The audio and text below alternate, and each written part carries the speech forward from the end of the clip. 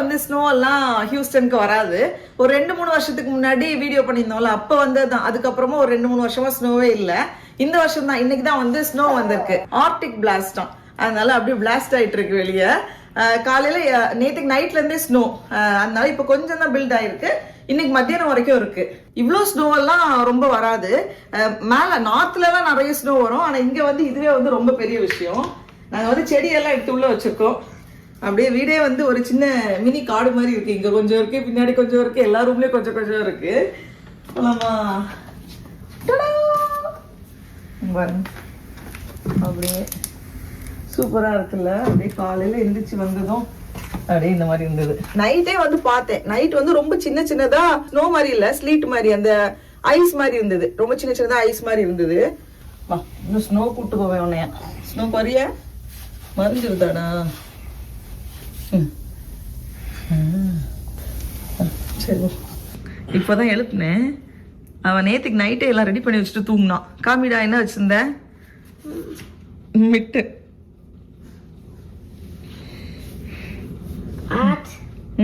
இது ஜாக்கெட் போட்டுக்கோ.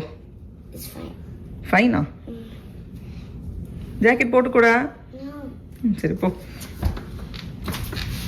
இது எல்லாம் ஸ்டக் ஆயிருக்கு.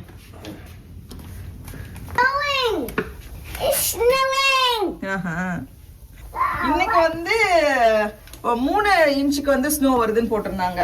இப்பவே கிட்டத்தட்ட 2 இன்ச் இருக்கும்னு நினைக்கிறேன். இல்ல 1 இன்ச் தான் இருக்குமா? 1.5 இன்ச் கிட்ட இருக்கு. இன்னும் 1.5 இன்ச் கிட்ட பெய்யும் போல. இங்க வரேன். Snowball fight. இங்க பாரு. என்ன ஒரு சிரிப்பு. அவ பயங்கர எக்ஸைட்டடா இருந்தா. அம்மா நமக்கு மட்டும் ஏமா ஸ்னோவே வரல அப்படின்ட்டு. இந்த வருஷம் தான் வந்திருக்கு.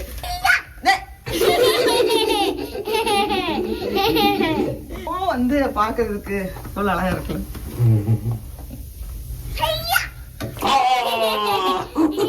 அது பிரஸ் பண்ணா அப்படியே நல்லா கம்ப்ரஸ் ஆகி போயிருது. இப்போ ஒரு அட்டி வாங்க போறேன்.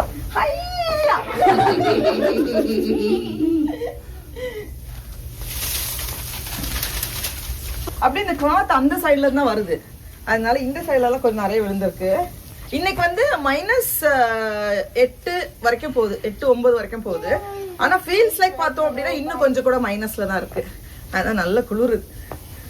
நமக்கு ஸ்னோ பெஞ்சதுக்கு ஒரு தடவை மட்டும் பனியில கூட்டு போயிட்டு வரலான்னு இருக்கேன். அங்க பாருங்க, 2 பேரு பனி எக்ஸ்பீரியன்ஸ் கூட நடந்துட்டு இருக்காங்க.